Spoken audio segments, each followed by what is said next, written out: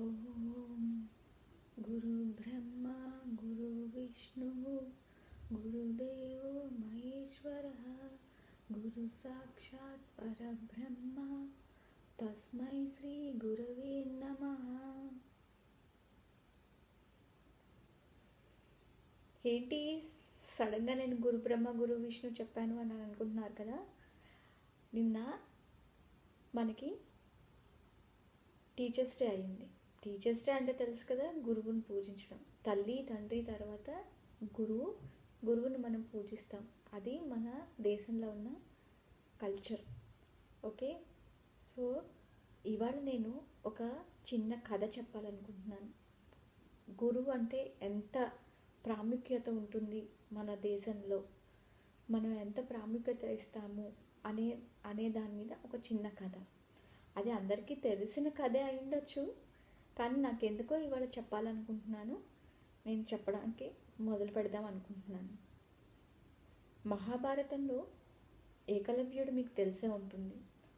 ఆయన గురించి ఒక చిన్న కథ మీకు చెప్పాలని నేను అనుకుంటున్నాను. ఆయన గురించి అందరికీ తెలిసినా నాకు తెలిసింది ఈ గురు దినోత్సవం సందర్భంగా నేను చెప్పాలని అనుకుంటున్నాను.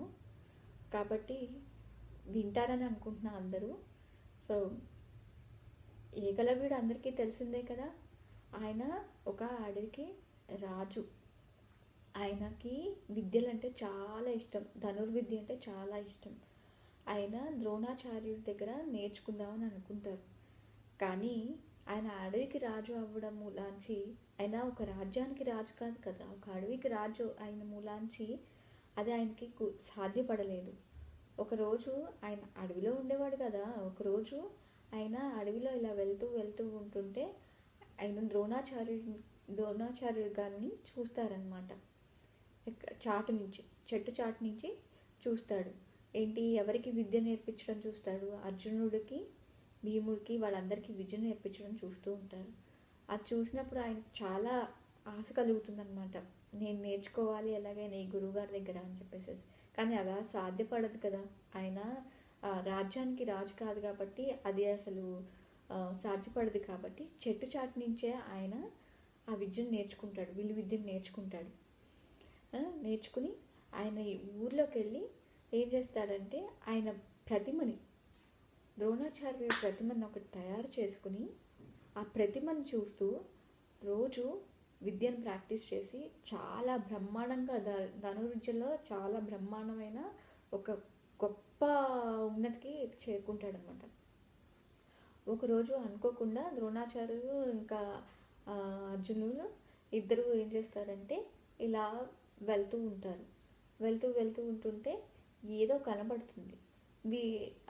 అర్జునుడు బాణం వేసే ముందే ఏకలవ్యుడు బాణం వేసేస్తాడు. సో ఇంత ఫాస్ట్గా, ఇంత తొందరగా, అసలు ఎంతో డిస్టెన్స్ నుంచి చూసుకుని మరి బాణం వేసే ఎవరా ఇది అని చెప్పేసి చూసుకుంటూ ఉంటుంటే అప్పుడు ఏకలవ్యుడు బయటకు వస్తాడనమాట. బయటకు వచ్చి గురువుగారికి నమస్కారం అని చెప్తారు. నేను ఇప్పుడు నీకు నేర్పించానని చెప్పేసి ఆయన గురువుగారు చాలా ఆశ్చర్యపోతారు. ద్రోణాచార్యులు గారు చాలా ఆశ్చర్యపోతే అప్పుడు ఆయన అంటాడు, మీరు నాకు నేర్పించలేదు గురువుగారు, నేనే మీ ప్రతిమను తయారు చేసుకున్నాను, మీ ప్రతిమ ద్వారా నేను నేర్చుకున్నానంటే ఆయన తెల్లబోతాడనమాట. ఏంటి, ఏం మాట్లాడుతున్నావు, నేను నా ప్రతిమ నువ్వు తయారు చేసుకోవడం ఏంటి, ఆ ప్రతిమ ద్వారా నువ్వు నేర్చుకోవడం ఏంటి అంటే, రండి అని చెప్పేసి ఆయన వాళ్ళ ఉండే ప్లేస్కి గూడానికి తీసుకెళ్తారనమాట. తీసుకెళ్ళిన తర్వాత అక్కడ చూస్తాడు, నిజంగానే ఆ గురువు గారిది ప్రతిమ ఉంటుంది అక్కడ. సేమ్ ద్రోణాచార్యులు కూర్చుంటే ఎలా ఉంటుందో అలా ఉంటుందన్నమాట. ఇంకా ఆ పల్లెలో ఉన్న వాళ్ళంతా, అరే గురువుగారు వచ్చారు అని చెప్పేసి ఏకలవ్యుడు వాళ్ళ తల్లిదండ్రులతో సహా చాలా మర్యాదలు చేస్తాడనమాట.